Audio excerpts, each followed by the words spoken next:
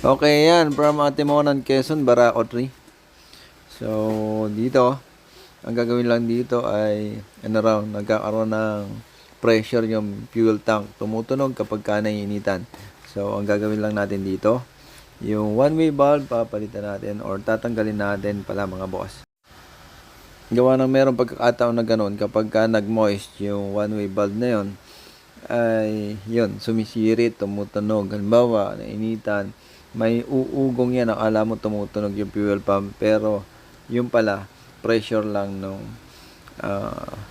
tangke doon sa loob. Kaya sumisingaw, pag sirit niya, kala mo merong problema or naka-on yung fuel pump pero hindi mga boss. Ang aayusin lang doon, tatanggalin nga lang yung one-way valve. Katulad doon sa nagkakaroon ng negative pressure, same lang siya.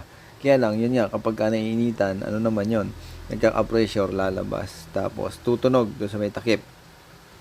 So, yun ang nagiging problema nito. Kaya, ang gagawin, tatanggalin nga lang yung one-way valve. So, pagkatanggal nito, mawawala na yung kahit painitan nyo na or ilagay nyo sa mainit na lugar, hindi na yan sisirit.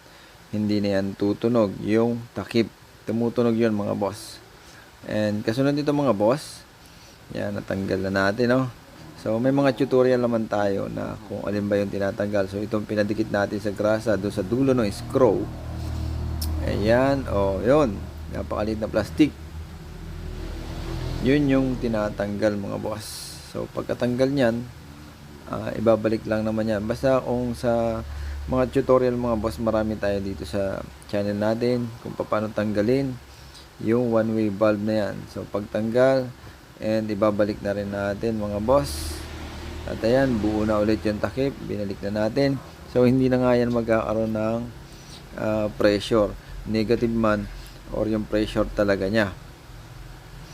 And yun, kasunod, i-reset na natin kasi may napapansin tayo mga boss. Konti lang naman na kadyot nito, yung palya.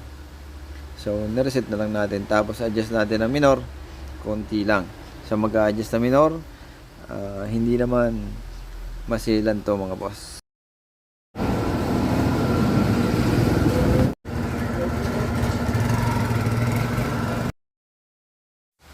Tapos, ito naman, change oil lang yung Barako 3 na bossing taga Plaridel or Siain. So, ito yun mga boss. Change oil natin. Chinik naman natin. Wala namang ibang problema. And kaya yun, pag-andar natin, so okay na, change oil lang, first 500 mga boss. So nakita ni bossing yung mga vlog natin about Barako 3, kaya nainggan niya siyang kumuha. And then yun, nasa inyo mga boss kung Barako 3 yung pipiliin niyo. Pero para sa akin, Barako 3 talaga yung pinakamaganda ngayon kasi easy start, walang overflow.